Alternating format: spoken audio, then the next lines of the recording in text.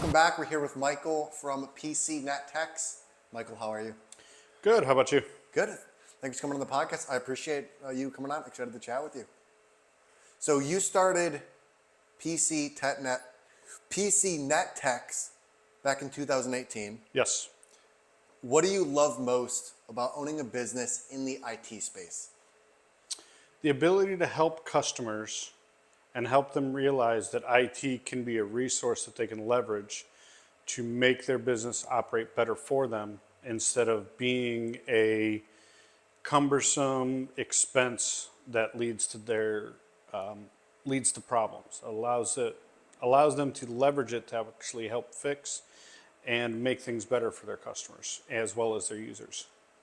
And how do you think, you kind of go about serving as that provider for the problems that they're having to make sure that their customers do have a good experience? We try and sit down with business leaders as well as interested parties and all parties involved that have a stake in the process and understand what all of their issues are. Whether it's, hey, we would like to have better flow of phones. We have multiple locations, but I have no way to be able to call them. I have no way to transfer a call. Or it's, hey, I have some office space that's over here that I can see the building, I can walk to it, but if I need to talk to anybody over there, I've got to get on a two-way radio. It's basically just sitting down, listening to the customer, listening to the stakeholders, and understanding where their pain points are to attempt to try and solve their problems. Anybody can go in and sell hardware, anybody can go and sell services, anybody can go in and sell software. You can go to Best Buy, whatever, and buy pretty much what you need. We try and go in and help offer solutions to their problems because of the years of experience that we bring in so that they have the better experience. And a better user experience for the company leads to better customer support, better customer experiences, and allows them to continue to grow or operate in a way that makes them efficient, cut costs, whatever it is, without having to really downsize or impact how their day-to-day operations are. Yeah. And in your opinion, when it comes to these businesses using the technology that you provide, what is one thing they can do to make sure they're staying safe and secure? A lot of our customers, depends on what they're looking for. So we have some customers that we take care of. We are their help desk. They call us, we answer their phone, we talk to their users, we interact with the users, and we take care of all that for them and allows the stakeholders and the business owners to stay focused on what the business is good at. Let them do what they're good at, and allows us to take care of the technology, which is what we're good at. So it gives them the capability to put their focus as to where it is and allows us to leverage our tools and everything else. Other business owners want to be more involved in the tech. They want to save money, which is great, but we try and help them still get what they need and everything else and try and understand it. A lot of it comes down to, in this day and age, security. Yeah. Making sure Windows updates are applied. Making sure that they're running some sort of antivirus. We have ran across customers running Microsoft Defender, which is not a problem. It works. But there are better solutions out there that can help with things. We have ran across businesses using home routers, which again, will function and will work, but don't provide an added layer of security to help keep their users from clicking on a link in an email or potentially clicking on something and having ransomware run inside their environment or whatever it might be. We try and help bring the security, bring that technology, and bring the education to the users, and to the business owners and the stakeholders so that they understand, hey, we are trying to help protect you. We are trying to help allow you to stay in business so that you can continue your day-to-day operations and effectively be able to survive an issue.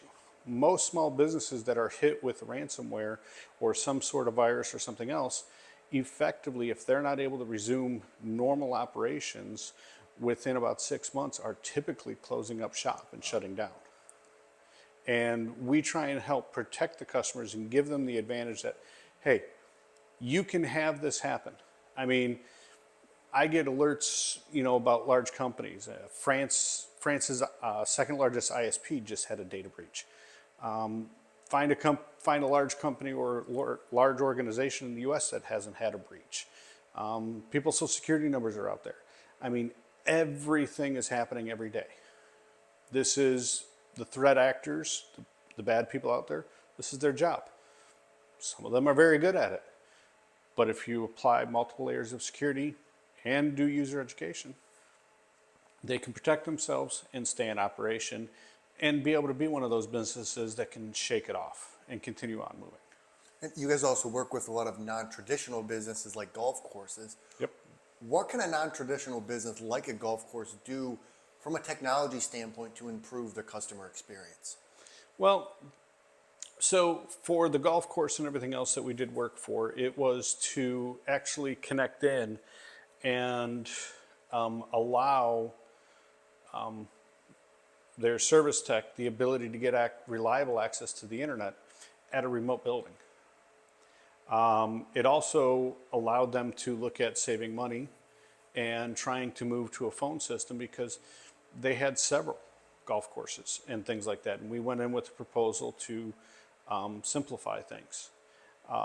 And we also work with many nonprofits and everything else, but it's really, we try and go in and say, what do you have? What do you want? What are your goals?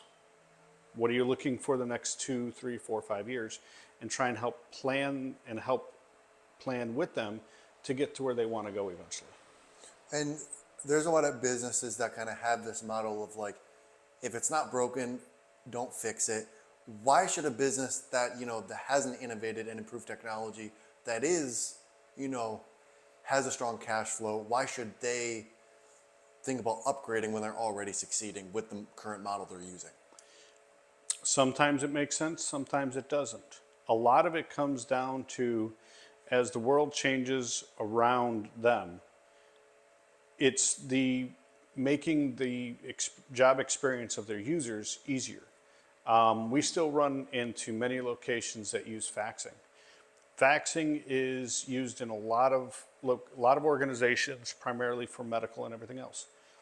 And there's solutions out there that can do e-faxing that is HIPAA compliant, so that instead of you having to wait around and wait on this fax, look at this fax machine and pay the $20 a month it is for that service, or $40, whatever it is, you can pay for an e-fax solution. And what it can allow is it can allow that person to not have to be there, not have to go back and say, oh, the fax failed, I have to resend it again. Push that off to another resource that can take care of that so that they can get back to their job and they don't have to worry about it. They sent it. If it doesn't work, they get a notification back, hey, this didn't work. They can hit send again on the email and continue on with their day-to-day operations instead of going over. It's like, oh, the fax failed 6 pages in, I got to redo it. No, just let another system handle it. There's that aspect. It's the aspect of, as they are staying where they're at and having the mentality, if it ain't broke, don't fix it, which is a perfect mentality to have. But there's always something that can help better their customers' experience, better their users' experience, and allow things. Thinking back, 4 years, COVID, Corona, however everybody wants to look at it, the world stopped. We helped customers adapt and allow them to have users work from home. The problem with that is now you have people using their cell phones. How many people want to use their personal cell phone to talk to a business contact? Not many. We can do phone systems. I can spin up a phone system for a customer inside of 2 days, basic operation, but give them a phone system that they can load an app on their cell phone. They can load an app on a computer. They can have physical desk phones in their office. And they have the full capability of a phone system. And somebody can be sitting at home, wherever, and still interact with people in the office, call customers, and it all comes from the business. So that helps protect brand and doesn't have people reaching out on cell phones, and allows people to be able to check out of the office. Because if you start handing out your cell phone, good luck ever trying to take vacation. Yeah. And like as the business owner that is providing this technology to the businesses, how far ahead in the future do you have to think to make sure that you're staying on top of innovation for them? So I use the adage of basically chess. In chess, you're not looking at the current move. You're trying to estimate what your opponent is going to do and then how you're going to counter it. And you're probably playing out 2 or 3 moves ahead. And you have your plan and you have ways that you can react depending on how your opponent goes. For us, computer technology can change every day, can change. I've seen it change in an hour depending on where you're at and what you're looking at, but it can change rapidly. So we try and plan with current technology and current things that we have and what we have access to, and we try and plan about a year of what we're looking at about a year.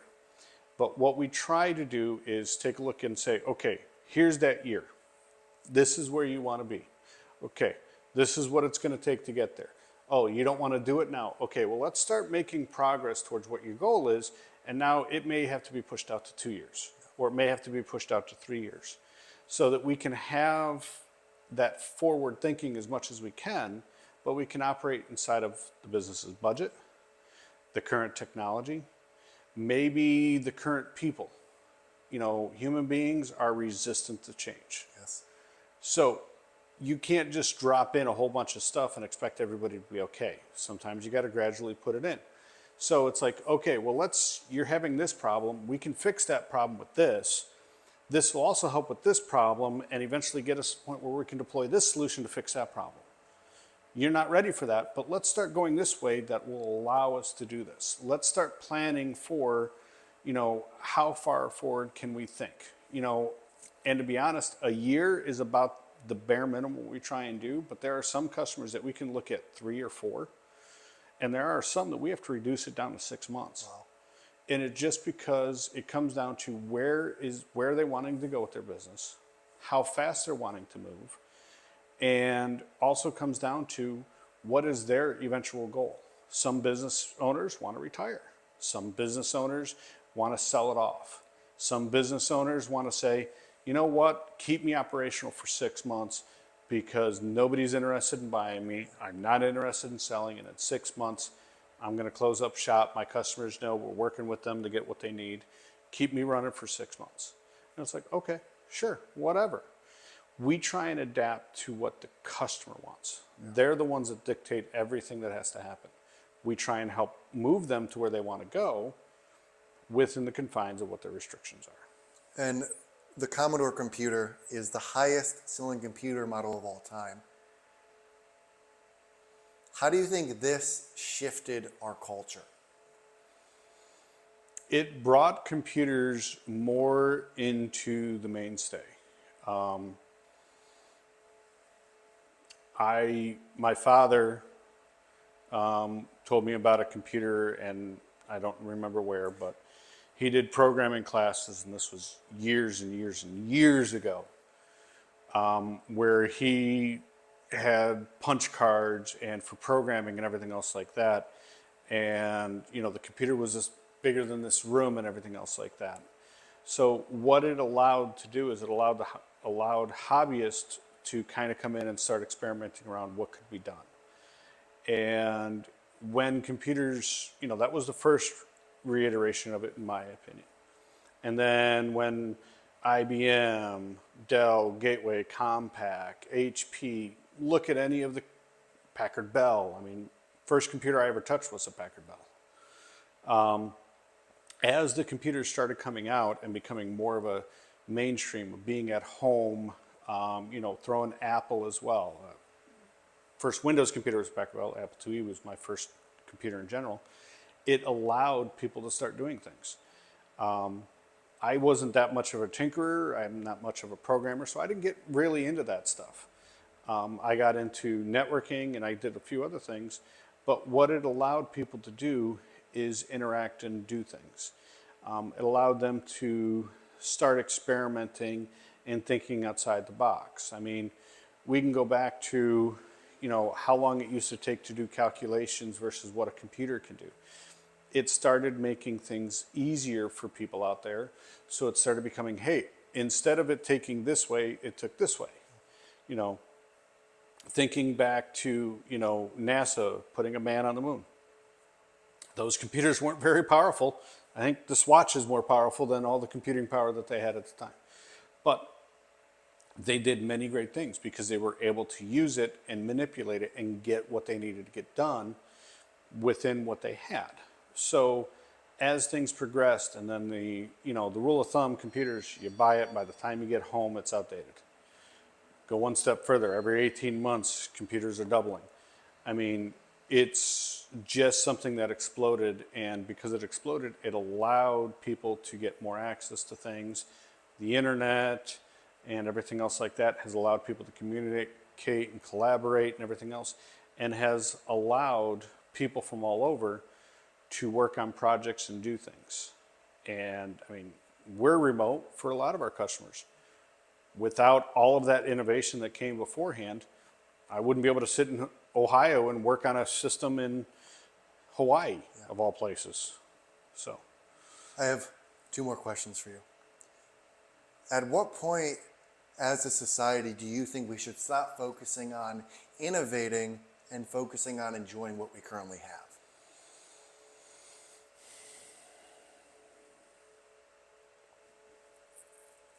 that's a good question. So for me to talk about that, I have to go into some personal. So for many years, I chased the next job, I chased the next thing and everything else like that. And for quite a while, I had didn't do family vacations with my family other than, with my wife and kids. We'd go back to New York and visit my family because that's where I'm from. But we wouldn't go and just enjoy being the 4 of us.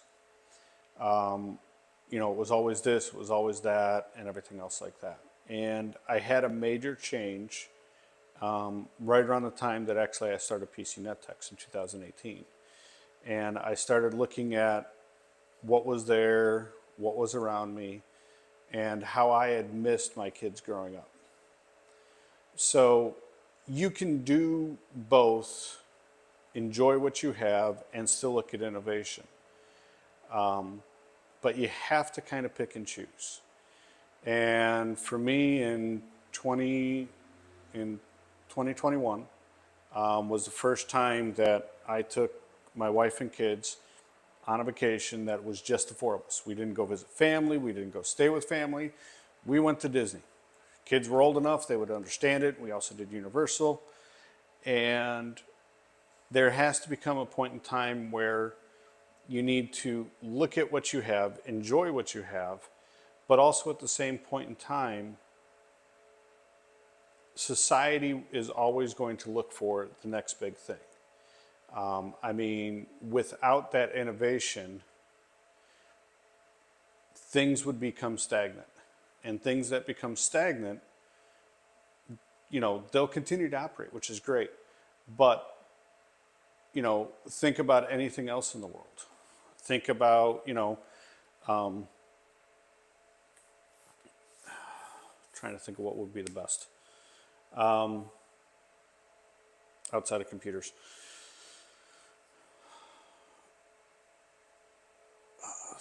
Think about the dealings with glass and everything else like that, and how initially it was panes of glass that would break into big things, and now it's safety glass.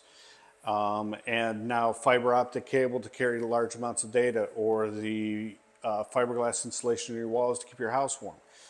That all stemmed from glass. And the innovation is what led to that. And we can enjoy it, utilize it, but there needs to be both. You're not going to be able to stop the innovation, but you need to take a step back and enjoy what you have. Like I said, I had a family vacation, first one, and it's 2021, and we've progressively tried to do one each year to enjoy what we have as a family while still operating and trying to maintain and continue to run a business, and kids are learning in school, and trying to show them new experiences and everything else like that. So Great answer.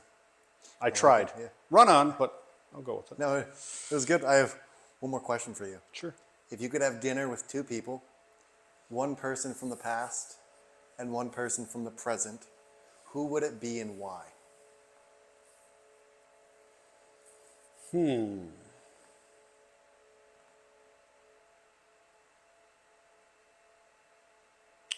Past and present. I've never been asked this question. You've given me something I have to think about.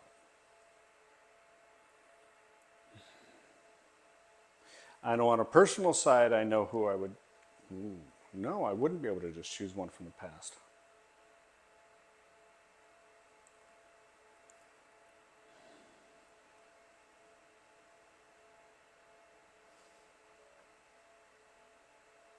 I honestly,